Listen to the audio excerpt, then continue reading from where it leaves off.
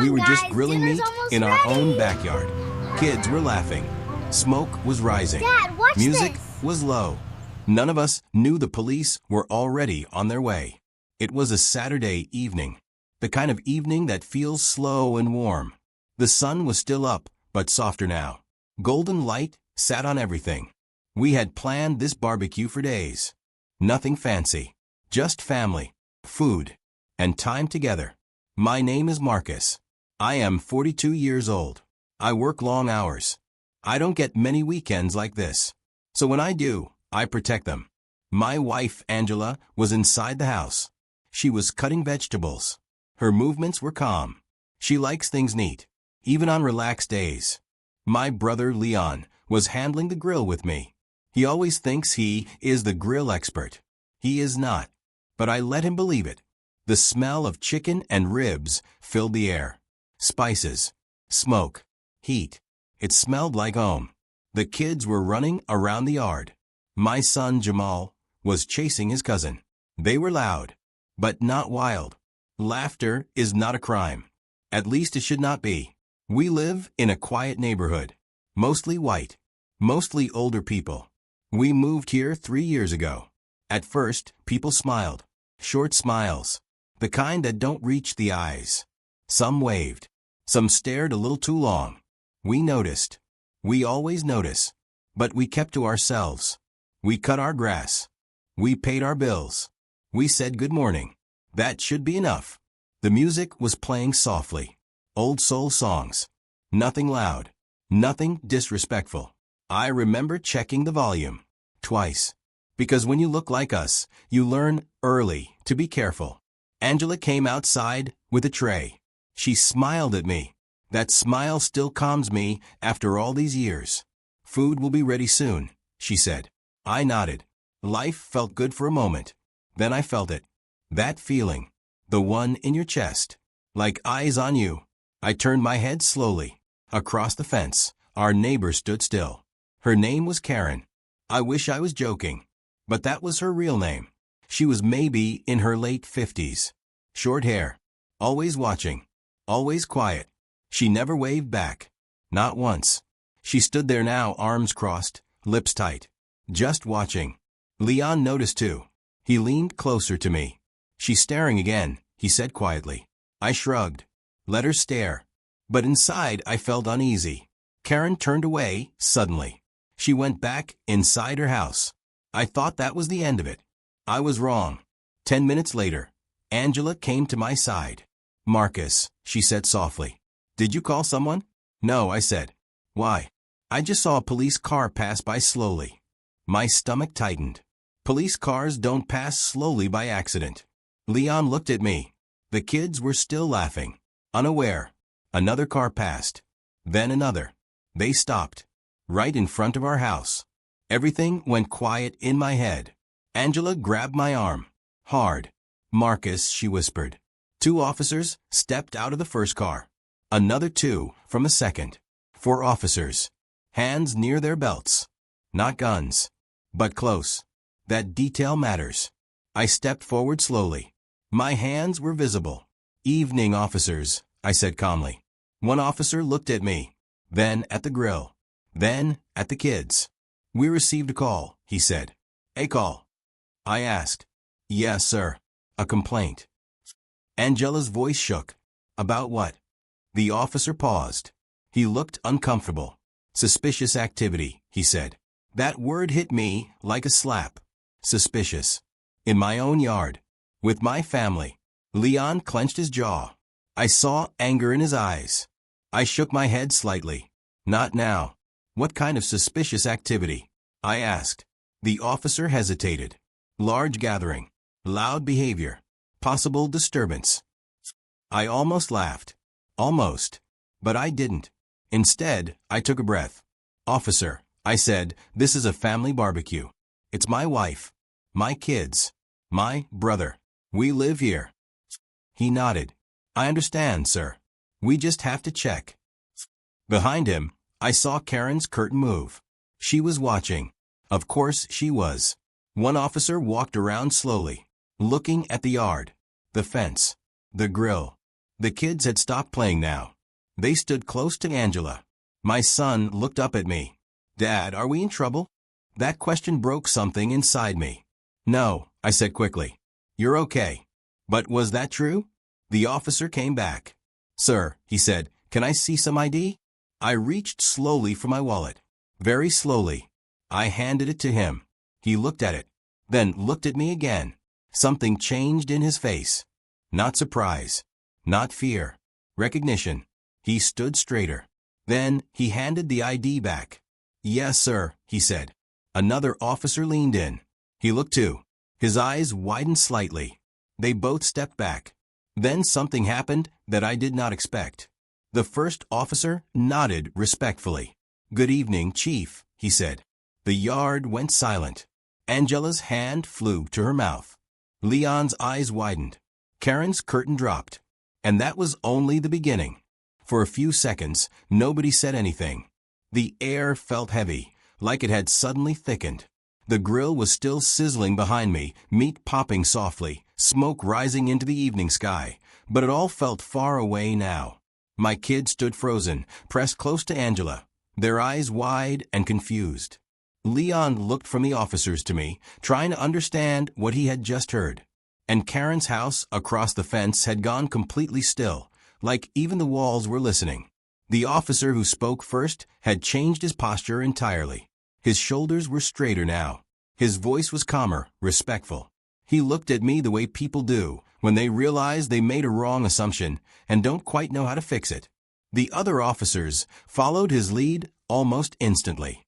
One of them cleared his throat. Another nodded politely. Chief Harris, the first officer said again, just to be sure. I didn't realize it was you, sir. I gave a small nod, nothing dramatic. I had learned long ago not to enjoy moments like this too openly. Power reveals people, and embarrassment can turn ugly if you let it. It's all right, I said. I'm off duty. Just spending time with my family. Yes, sir, he replied quickly. Of course. We apologize for the interruption. Angela finally found her voice. So that's it, she asked carefully. We're okay. The officer turned to her and offered a polite smile. Yes, ma'am. You're absolutely fine. There's no issue here. I could hear the relief in her breath when she exhaled. But relief didn't erase what had already happened. The fear, the tension, the look of my son's eyes when he asked if we were in trouble. Those things don't disappear just because someone says sorry. Leon crossed his arms. So let me get this straight, he said, trying to keep his voice calm. Someone calls the police on a family barbecue, and y'all just show up like this? The officer nodded slowly. We respond to all calls, sir. We have to check. I understood that. I really did. I had worn the uniform myself for years. I knew procedure. But knowing something doesn't make it hurt less. I get that, I said. But you should also understand how this looks. 4 officers. 2 cars. Hands near your belts. In front of kids. The officer swallowed. Yes, sir. You're right. There was a long pause. Then one of the younger officers spoke up, his voice quieter. The call said there was loud noise, possible drinking, and people who didn't seem like they belonged. Angela stiffened beside me. Leon muttered something under his breath that I pretended not to hear. I closed my eyes for just a moment. That phrase didn't seem like they belonged. It followed us everywhere. Stores, streets, schools, and now, apparently, our own backyard. I opened my eyes and looked straight at the officers. We live here, I said firmly. We've lived here for 3 years. We've never caused trouble. And this, I gestured around at my family, is not suspicious. It's normal. Yes, sir, the first officer said again. I understand. We'll note that. Across the fence, I noticed a flicker of movement again. Karen's curtain shifted slightly, just enough for me to know she was still watching. Still listening. Probably realizing that things hadn't gone the way she expected. I took a slow step forward, keeping my tone calm. Which neighbor made the call? The officers exchanged quick looks. One of them hesitated. Sir, we can't disclose. I'm not asking for a name, I interrupted gently. I'm asking if it came from nearby. The officer nodded. Yes, sir. from a residence close by. I glanced toward Karen's house. I didn't point. I didn't say anything else. I didn't need to. The silence said enough. Another officer cleared his throat. "Chief, again we're sorry. If there's nothing else, we'll head out and let you enjoy your evening." I nodded. That would be best. They turned to leave, but before they reached their cars, I added, "One more thing." They all stopped.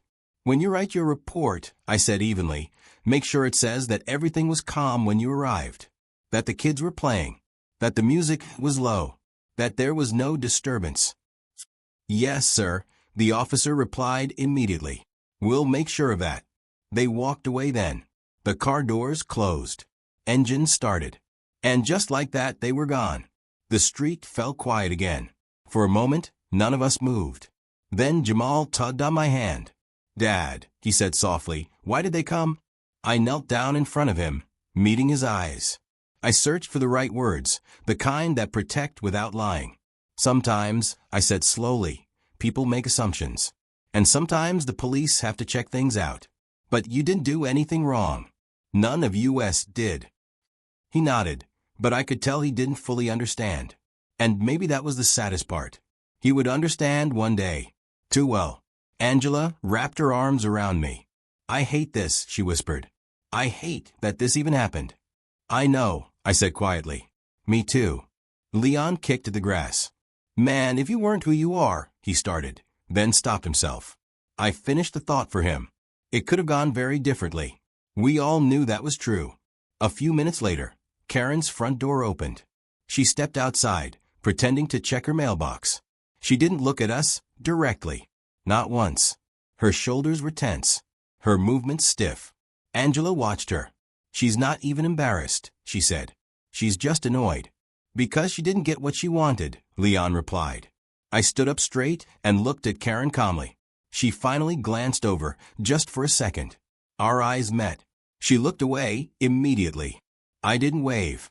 I didn't smile. I didn't need to. The barbecue slowly started again.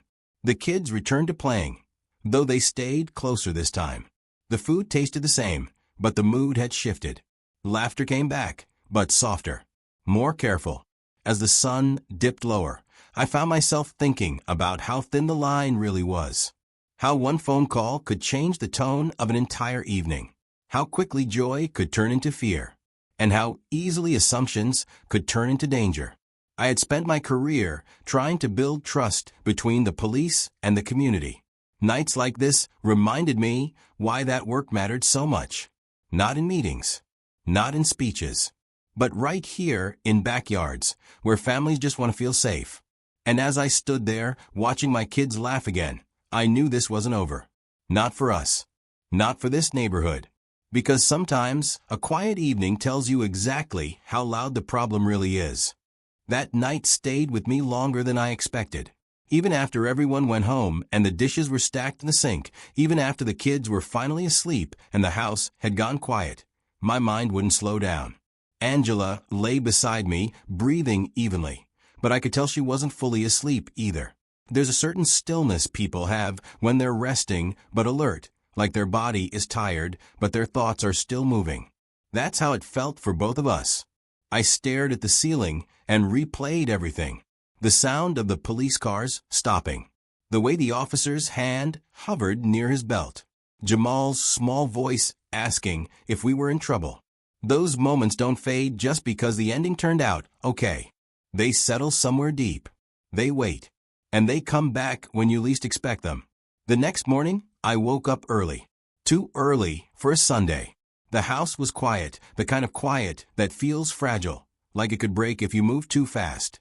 I made coffee and stood by the kitchen window, looking out at the backyard. The grill was still there, cleaned but not put away. The grass showed faint marks where the kids had been running.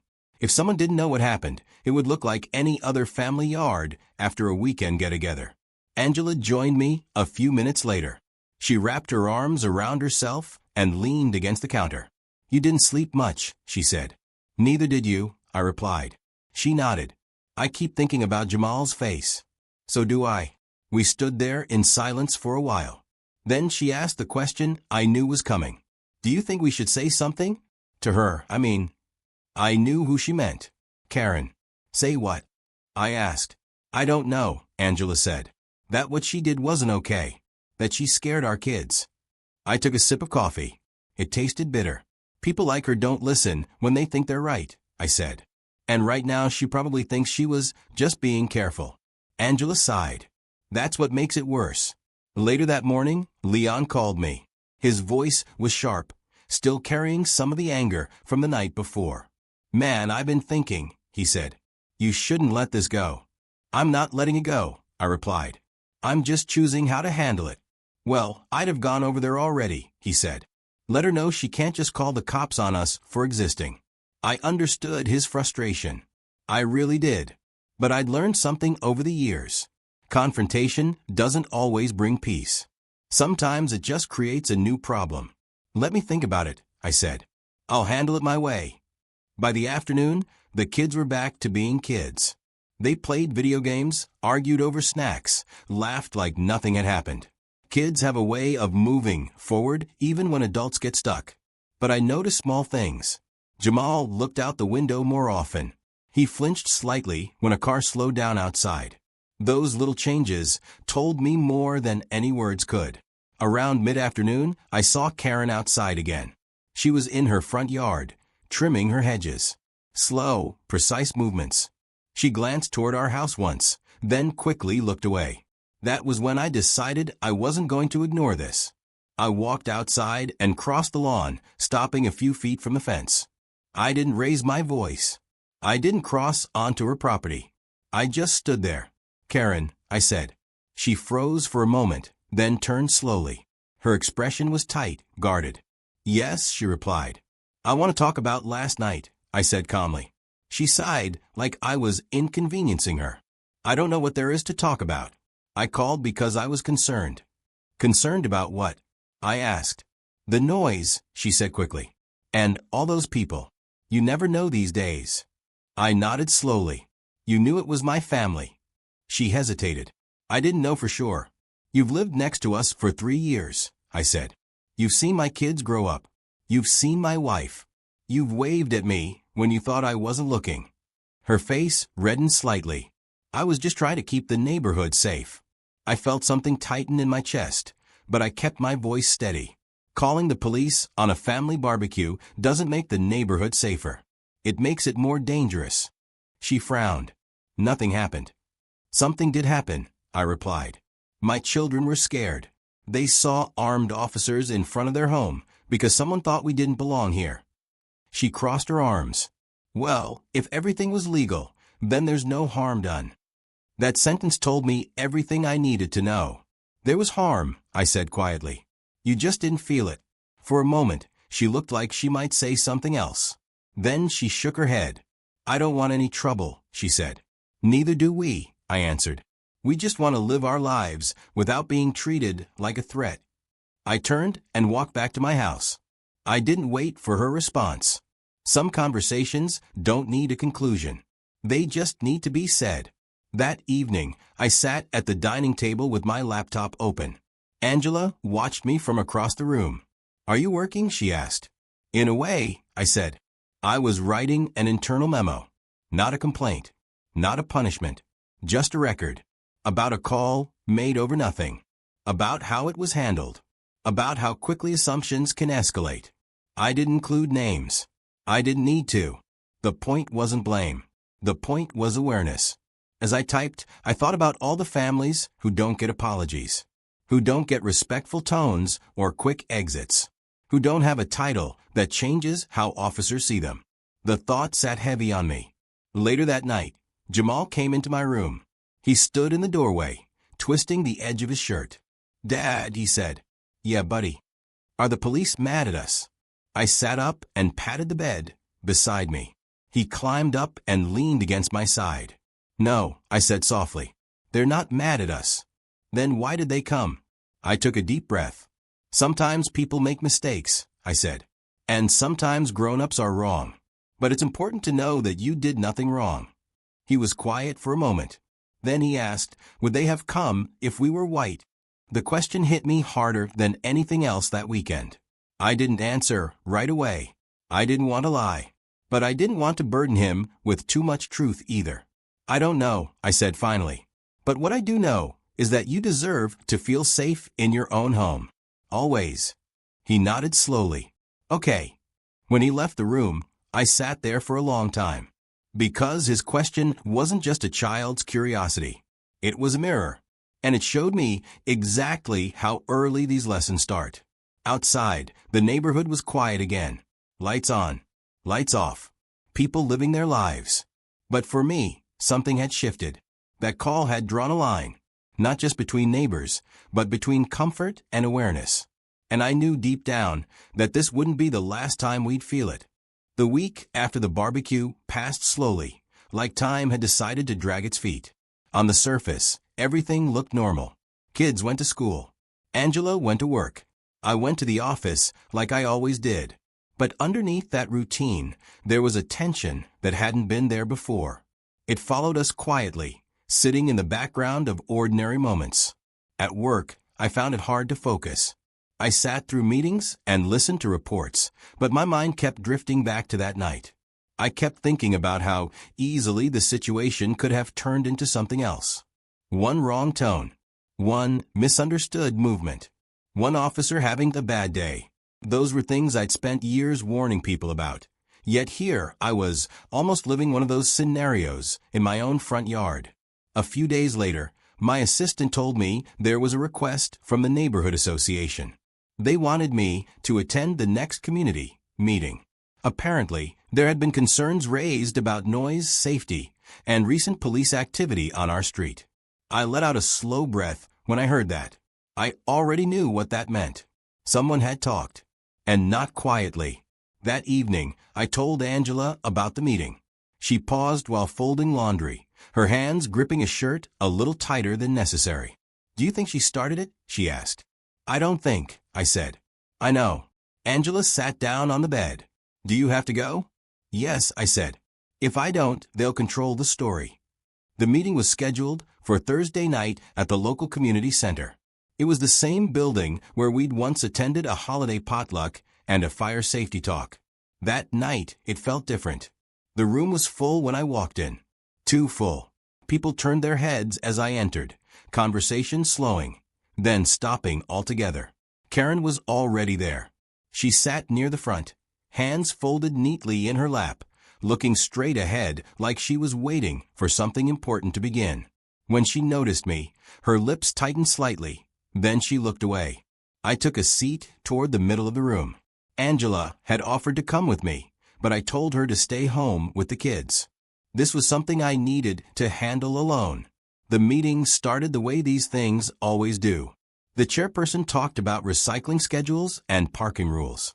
People nodded, murmured agreement, checked their phones. Then the topic shifted. There have been some concerns recently, the chairperson said carefully, about noise levels and police presence in the neighborhood. Karen's hand shot up immediately. "Yes," the chairperson said. "I think we need to talk about safety," Karen began. "We can't ignore what's happening. Some of us don't feel comfortable anymore." A few people nodded. Others stayed quiet. "Can you be more specific?" the chairperson asked. Karen glanced around the room, then cleared her throat. "Last weekend, there was a very loud gathering on my street. Lots of people, music, smoke. The police had to come." I raised my hand. The chairperson looked relieved and nervous at the same time. "Yes, Marcus." I stood slowly. I didn't raise my voice. I didn't rush my words. I spoke the way I'd learned to speak when things mattered. "That gathering was my family," I said. "It was a barbecue. In my backyard. In the early evening. The music was low. The kids were playing. And the police were called because someone felt uncomfortable seeing us there." A murmur spread through the room. Karen stiffened. "I didn't say that," she protested. "You didn't have to," I replied calmly. The call was made. The officers came. They found nothing wrong. And they left. One man near the back spoke up. "If there was nothing wrong, why were the police called in the first place?" I looked around the room. "That's the question," I said. "And it's one worth asking." I could feel the room shift. Some people avoided my eyes. Others looked thoughtful. A few looked defensive. I've lived on that street for 3 years, I continued. I've followed every rule. We keep our property clean. We respect quiet hours. And yet, a family gathering was seen as a threat. Karen crossed her arms. People have a right to feel safe, she said sharply. Absolutely, I replied. But safety isn't about calling the police when you see something unfamiliar. It's about knowing your neighbors. It's about communication. It's about not assuming the worst. The chairperson cleared her throat. Let's keep this respectful, she said. I am being respectful, I answered. I'm also being honest. There was silence for a moment. Then a woman, a few rows ahead, spoke up. I live 2 houses down from Marcus, she said. I didn't hear anything that night. My kids didn't either. Another man nodded. Same here. Karen's face flushed. Well, maybe some people are more sensitive to noise than others. Or to people, someone else muttered. Karen turned sharply. Excuse me. The chairperson raised her hands. All right, let's slow this down. I sat back down. I'd said what I needed to say. The rest wasn't in my control. After the meeting ended, a few neighbors approached me quietly. They apologized. Some said they hadn't realized what happened. Others said they were glad I spoke up. One man admitted he'd been uncomfortable when he first saw us move in, but had since realized how wrong he'd been. Those conversations mattered. They didn't fix everything, but they cracked something open. As I walked out of the building, Karen passed by me without a word. She didn't look at me. Her shoulders were tense, her steps quick. At home that night, Angela listened as I told her everything. She nodded slowly. I'm proud of you, she said. I'm tired, I replied. She reached for my hand. Both can be true. Later, lying in bed, I thought about how exhausting it is to have to explain your humanity, to stand in a room and justify your right to exist without suspicion, to turn personal pain into a public lesson. Outside, a car passed by slowly. I listened until it was gone. Then I closed my eyes. The neighborhood hadn't changed overnight. Karen hadn't apologized. The world hadn't suddenly become fair. But something had shifted. People had heard the truth. And sometimes that's the first step. Still, I couldn't shake the feeling that this story wasn't finished yet. Because when assumptions are challenged, they don't always disappear. Sometimes they push back. The days after the community meeting were quieter than I expected. But quieter didn't mean peaceful. There was a tension in the neighborhood that hadn't been there before, subtle, almost invisible unless you were paying attention. I noticed it in glances from neighbors, in the way some people crossed the street when they saw me outside, in the subtle silence that fell when Angela and I walked the kids to the park. It wasn't fear, at least not entirely, but it was an awareness. A recognition that things had shifted. Jamal and his cousins were back to playing in the yard. They ran around, laughing and shouting, but I noticed he was still more careful than before. He glanced toward Karen's house sometimes, watching the curtain twitch or the blind shift. I wanted to tell him not to pay attention, to ignore it, but I also knew I couldn't erase that fear from him entirely. It had been planted, a seed in his young mind that would grow in its own way. Angela kept herself busy with work and household tasks, but I could see it in her eyes that she was unsettled. One evening, she paused while washing dishes and asked softly, "Do you think you'll try it again?" "I don't know," I said honestly, "but we'll be ready if she does." We both understood that ready didn't mean confrontation. It meant awareness, preparation, and knowing our rights. It meant reinforcing our boundaries without escalating the situation. That Saturday, Leon came over early with a cooler of drinks. "I can't just let it slide," he said, tossing it on the patio table. "Last week was ridiculous." "I feel like we should do nothing reckless," I interrupted calmly. "We've already handled this. Publicly. Politely. Any action beyond that could backfire." He sat down heavily, running a hand through his hair. "It just feels wrong," he admitted. "They treat us like threats in our own home, and she thinks it's her right." "I know," I said, "but sometimes the best way to win is to stay above it. Let them see that their assumptions are wrong without giving them another reason to act. We spent the day grilling again. This time it was smaller, quieter, more contained. The kids ran and played, but there was a sense of caution in the air. We laughed, but it wasn't quite the same. And I couldn't stop noticing Karen's house, the way her blinds would twitch whenever we were outside. That evening, as the sun began to set, I saw a small group of neighbors walking their dogs along the street. I waved politely. One woman, who had approached me after the meeting, waved back warmly. That small gesture gave me hope that things were slowly changing. But I also knew that changing people's minds doesn't happen overnight. It's slow, incremental, and frustratingly subtle. Later, Angela came outside with a tray of lemonade. She smiled at me, and I smiled back. "We're not done yet," she said softly. "But at least it's quieter." "I hope so," I replied. "But we'll stay ready. And we'll keep living our lives. That's all we can do." As night fell, the yard was calm again. The grill was off, and the children were inside. I stood at the fence, looking toward Karen's house one last time. She was inside now, lights off, blinds drawn. The confrontation wasn't over, not really. But for the first time, I felt a small measure of control. I realized then that this wasn't just about one neighbor, or even about one barbecue. It was about what it meant to exist in a world that sometimes assumes the worst about you, about being constantly measured against stereotypes, and the fatigue that comes with proving your worth over and over again. I sighed and went inside.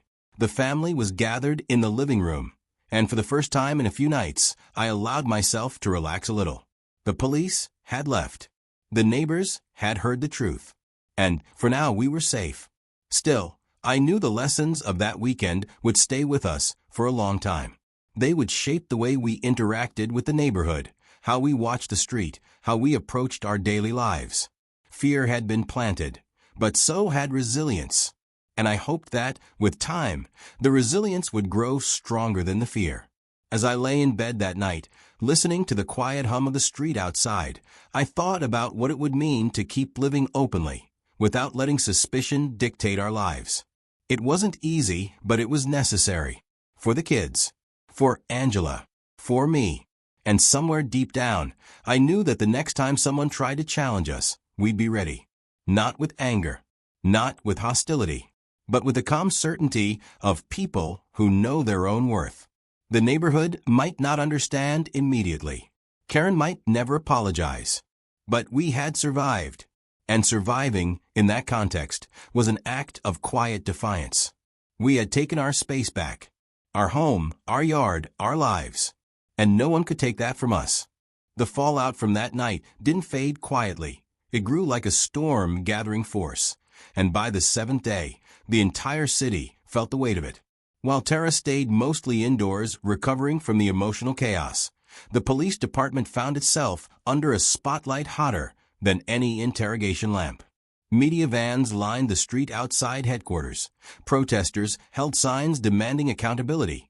And social media raged with a chorus of voices that refused to let the issue die down. Inside all that noise, Tara found herself battling something more personal. An invisible heaviness pressing against her chest every morning. A reminder that even when you know you did nothing wrong, trauma doesn't care about logic. She replayed that night involuntarily. The rough tone, the accusing eyes, the disbelief in her voice as she said, "I live here," and the officer's dismissive response, as if her words and her existence were inconveniences he didn't have time for. She hated that her hand still shook when she heard a police siren, even though her husband was the chief. She hated that one encounter had rewritten the sense of safety she'd spent years building. Marcus felt it too, his own version of the same storm. Every day he walked into headquarters. Whispers trailed behind him. Some of the officers supported him, saying he did the right thing by disciplining McConnell and Reyes. Others muttered that he let his personal life interfere with department matters. Some masked their resentment in professional language. Others didn't bother. But Marcus didn't care about their grumbling. What kept him awake at night was Tara's silence. She wasn't angry. Anger had a sound. Her silence didn't. And that scared him more than the political mess he was navigating. On the 7th morning after the incident, he found her sitting at the dining table with her laptop open but untouched. She had been staring at the same blank document for nearly an hour. She was supposed to be working on a report for her advocacy group, but every time she tried to focus, her mind drifted back to those flashing red lights and the cold command, "Step out of the vehicle." Marcus sat beside her quietly, not wanting to intrude, but also refusing to walk away. Tara finally exhaled and closed the laptop, leaning back as if trying to escape something hovering over her. "I don't want this to define me," she whispered. "But it's trying to." Marcus swallowed hard. "I know. And I'm doing everything I can." "I know you are," she interrupted gently. "This isn't about you. This is about the part of me that thought I was past this, that thought I was safe." And there it was, the sentence that broke him a little. Because he had dedicated his entire life to creating a system where people felt safe, especially black residents who carried the long shadow of generations of mistrust. And yet his own wife had been made to feel powerless in front of officers wearing his badge. Meanwhile, the investigation committee, activated the moment Tara filed the formal report, moved slowly but intensely. Interviews, body cam reviews, public pressure statements. The process was exhaustive. And every step of it reminded Tara that she had to relive the experience again and again for strangers analyzing her trauma as if it were evidence on a table. Still, she didn't back down. Every time she entered a hearing room, she walked tall, even if her nerves trembled beneath the surface. She spoke clearly, firmly, describing each detail without exaggeration and without minimizing. She refused to be the woman who let the system silence her. Many community members saw her courage and rallied behind her. Activists sent her messages of support. Her advocacy group asked if she wanted to step back from upcoming events, but Tara shook her head. "If I step back now," she said, "I'm letting them win twice." But with support also came hostility. Anonymous emails, troll comments, accusations that she was ruining officers' careers for a misunderstanding. Some said she was using her husband's position to gain attention. Others claimed she had exaggerated everything. Tara read most of it in silence, then closed her phone and breathed deeply, reminding herself that hate only grows when fed. She refused to feed it. Despite the chaos, something unexpected bloomed within the city. Conversations. Hard ones. Necessary ones. People began sharing their own stories, some quiet, some loud, some buried for years. Tara had unintentionally cracked open a door others had been too afraid to touch. Her story wasn't just hers anymore. It had become a mirror reflecting a deeper wound in the system. But inside her home, the tender wound still ached. She and Marcus tried to maintain normal moments, cooking dinner together, watching late-night TV, taking slow walks around the neighborhood. But the unspoken weight lingered.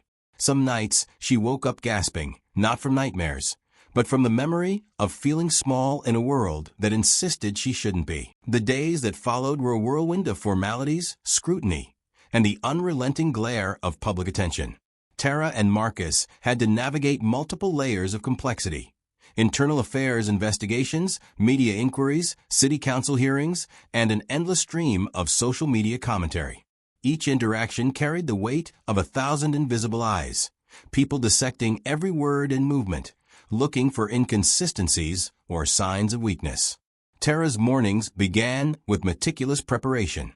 She would rehearse her testimony in front of the mirror, correcting her posture, her tone, even the cadence of her voice.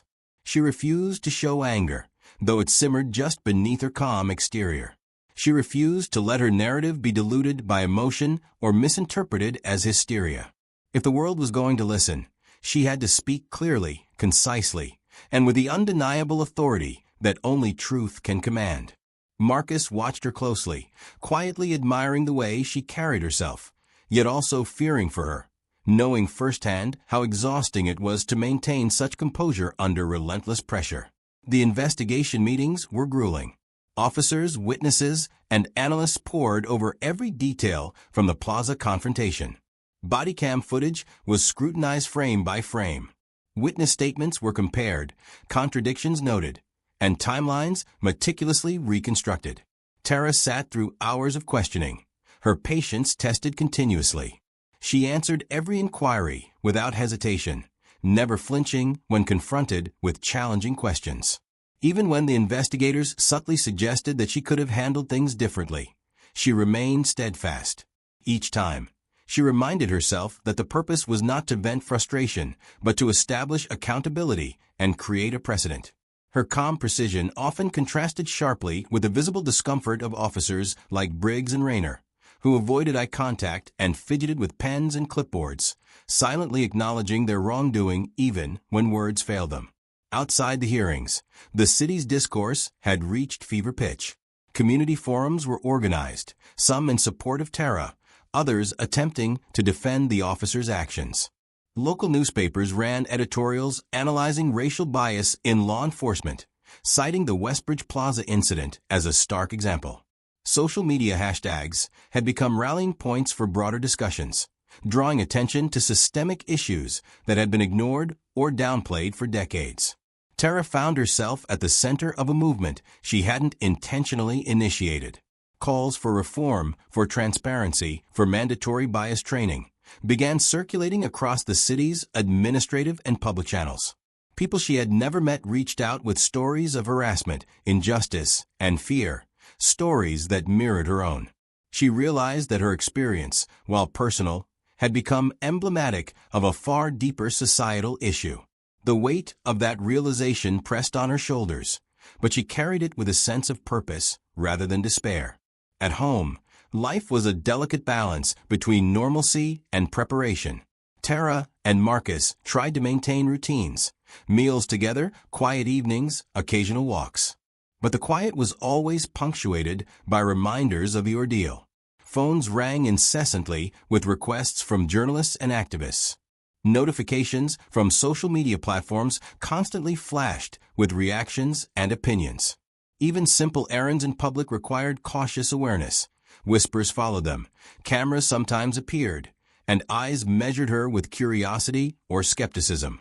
Despite all this, Tara refused to retreat. She refused to allow fear to dictate her choices or limit her presence in the world. The incident had taken a piece of her innocence, but it could not claim her resolve. Within the department, the repercussions were equally significant. Officers Briggs and Rayner were formally suspended, pending a full internal review and the possibility of termination. The disciplinary actions were accompanied by mandatory retraining programs, evaluations for bias, and citywide discussions on police conduct. These consequences, though necessary, highlighted a tension within the department between those committed to reform and those resistant to change. The incident became a symbol, a cautionary tale that reverberated through every level of law enforcement in the city. Marcus had to navigate this delicate landscape carefully, balancing his role as a husband defending his wife, a chief upholding the law, and a leader managing morale and institutional trust. Every decision was scrutinized, every meeting layered with political and ethical complexity. Amid all this, Tara discovered an unexpected strength in herself. She began documenting the entire process meticulously, not just for legal purposes, but as a record of her resilience and the systemic changes she hoped to influence. Each written note, each reflection, became a tool for clarity and strategy. She realized that her calmness during the initial confrontation, her composure during questioning, and her measured responses to criticism were not just survival mechanisms. As the weeks unfolded, the story of the Westbridge Plaza confrontation became a citywide conversation, and Tara's life shifted in ways she had never anticipated. Invitations came from community panels, advocacy groups, and educational institutions, all seeking her perspective on racial profiling, bias in law enforcement, and personal resilience. Each appearance required careful preparation, each word measured, but she began to discover a rhythm, an inner confidence that had grown from surviving the initial encounter. Marcus, watching her navigate these new responsibilities, felt pride and worry intertwining in equal measure.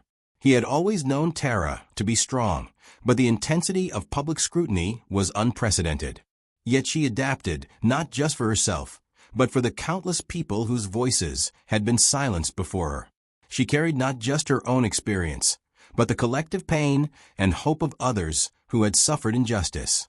The city began to recognize her not as the police chief's wife, but as a figure of accountability, moral courage, and relentless advocacy. At the police department, reforms gained momentum.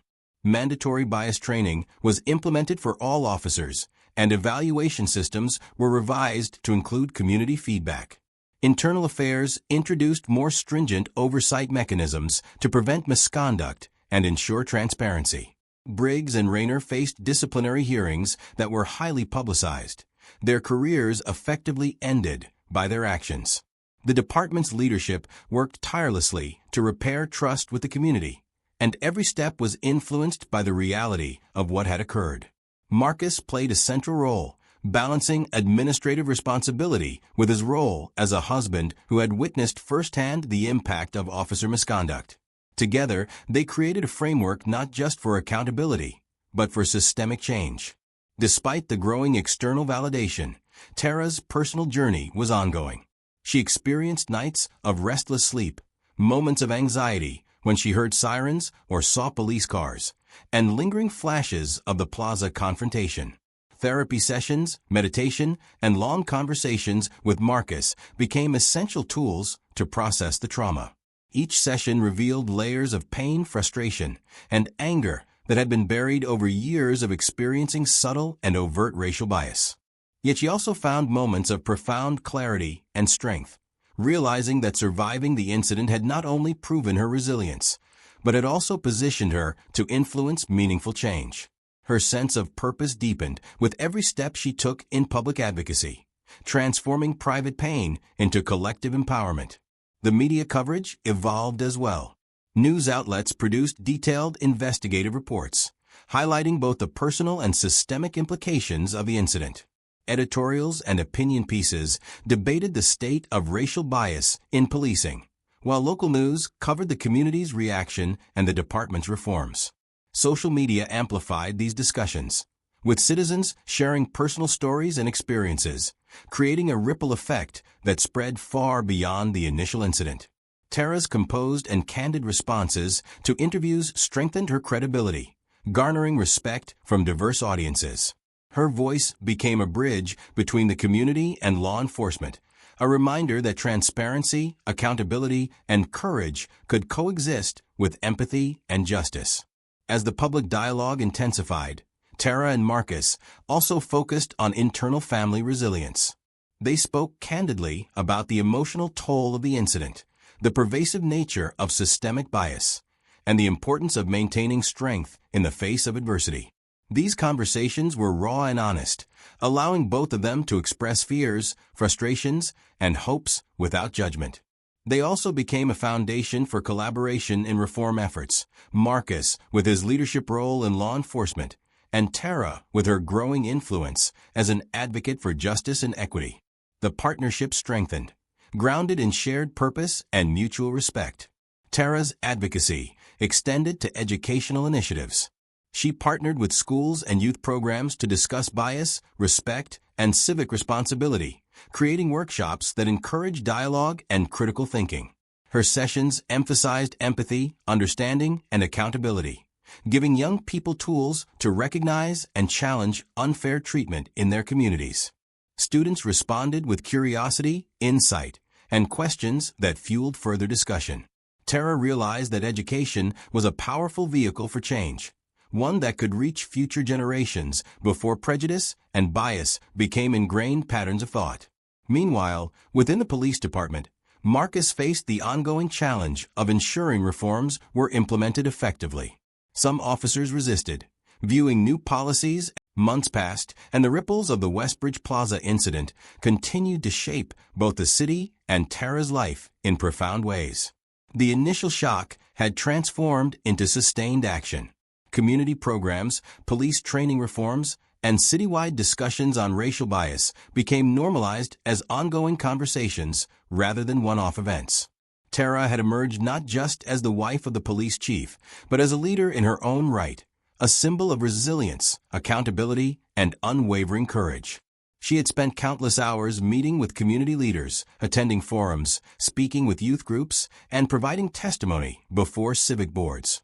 Each interaction was an opportunity to foster awareness, compassion, and change. The weight of the initial encounter, once suffocating, had now become a driving force.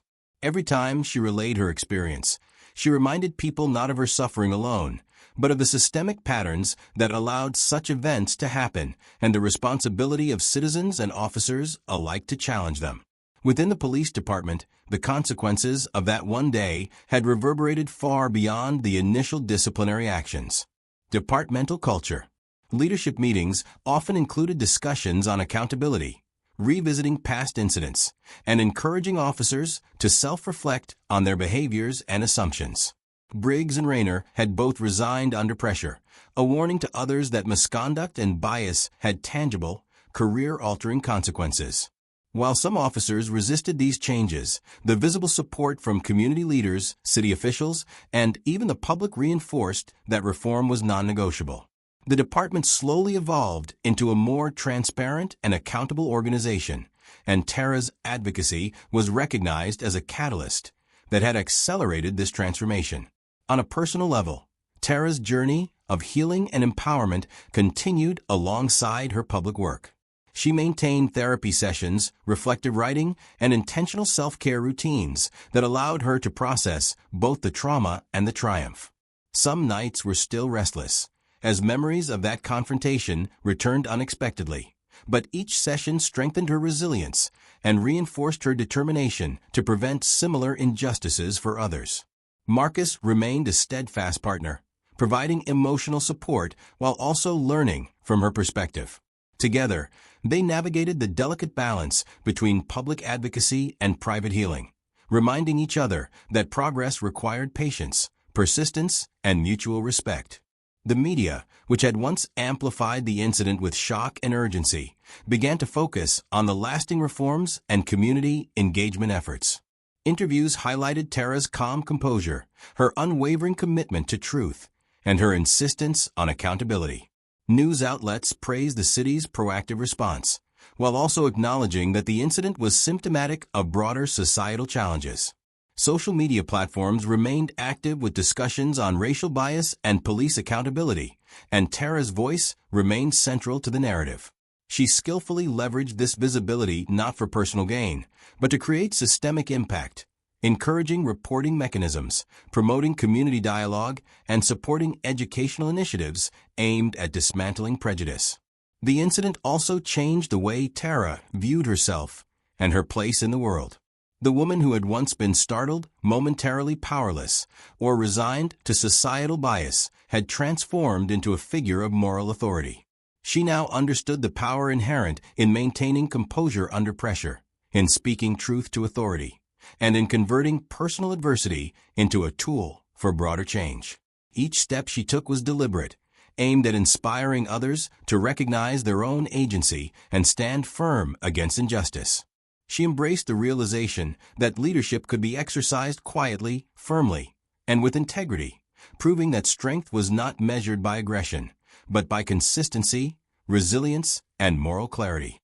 Community engagement initiatives that Tara championed expanded beyond the city's limits. Neighboring municipalities sought her insight on implementing bias training, community police dialogue, and youth mentorship programs.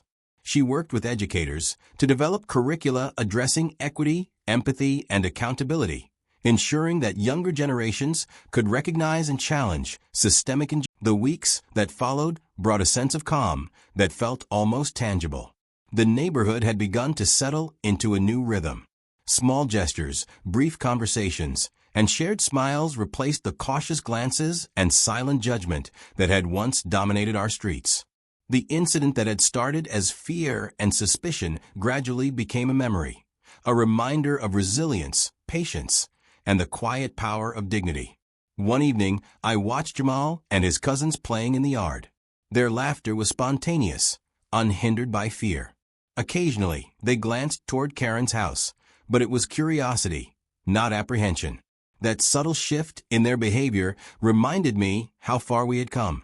Children absorb lessons differently than adults, They notice, they remember, and they adapt. By allowing them to see us respond with calm and dignity, we had taught them a powerful lesson: that one's home and one's peace cannot be dictated by the assumptions of others. Angela joined me on the porch, bringing a cup of tea. She sat down quietly, letting the children's laughter fill the yard. "They're finally starting to feel safe again," she said softly. "Yes," I replied. "It took time, patience, and calm. But they are." We watched the sun dip lower, the sky painted with warm hues of orange and pink. The yard smelled faintly of grilled vegetables from the dinner we had earlier. The evening felt ordinary, yet it carried an extraordinary weight, a victory not marked by confrontation, but by the quiet reclaiming of our space and our lives. In the following days, I noticed other subtle changes around the neighborhood. A few neighbors had started waving more regularly. Conversations were easier, more natural. There was no overt hostility or suspicion, just a slow, careful acceptance. Change rarely happens all at once. It comes in increments, small enough to be easy to overlook, but powerful enough to build over time.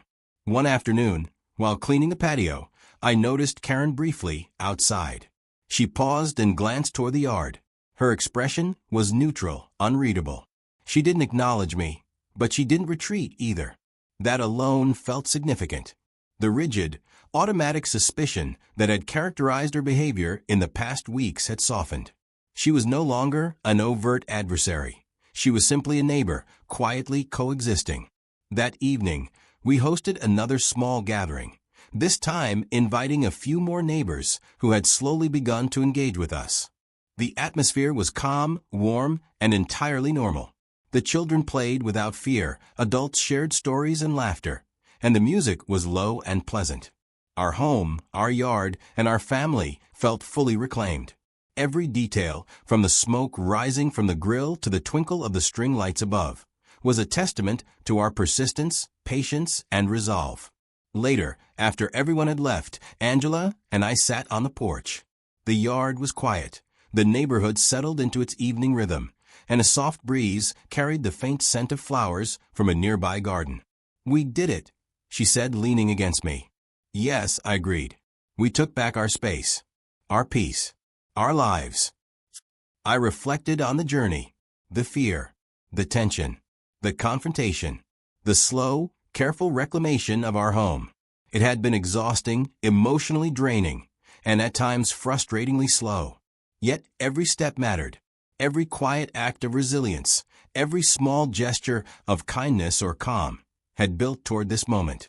I thought about Jamal and the lessons he had learned, about dignity, patience, and the quiet power of remaining calm in the face of misunderstanding, about standing firm in your right to exist peacefully, even when others doubt your worth. These lessons, I realized, were more important than any apology we might receive, more enduring than any confrontation we could have had. As night fell, I stood at the edge of the yard, looking toward Karen's house one final time.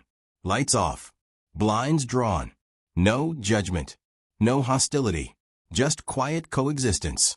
It wasn't perfect, and it might never be, but it was enough. It was peace reclaimed. The world outside would continue to challenge assumptions. People would continue to make judgments. But our family had faced fear with calm, dignity, and patience. We had endured, we had persisted, and we had reclaimed our home. That resilience, I knew, would remain long after suspicion faded. And as I stepped back into the house, closing the door behind me, I felt a deep sense of satisfaction. The neighborhood had witnessed our strength without hostility, our patience without anger. We had shown that fear cannot dictate our lives, that our home is ours, and that dignity and calm are more powerful than suspicion or prejudice. Jamal came running to the porch, smiling. "Dad, can we have another barbecue next weekend?" I laughed softly and ruffled his hair. "Yes, buddy. Another one. And this time we just enjoy it. No distractions. Just family." Angela smiled, the children's laughter echoing in the yard, and I realized something important. The victory wasn't in confrontation or in forcing recognition. The victory was in living openly, safely, and with dignity. in showing quietly and steadily that we belong. And in that quiet, ordinary evening, I knew that our family had truly won. Not by proving anyone wrong, not by changing everyone's mind, but by reclaiming what was always ours: our home, our peace, and our right to simply live. The night settled softly over the neighborhood. The air was still. The stars twinkled faintly. And for the first time since that fateful barbecue, everything felt right. We were home. We were safe. And most importantly, we were free to live without fear.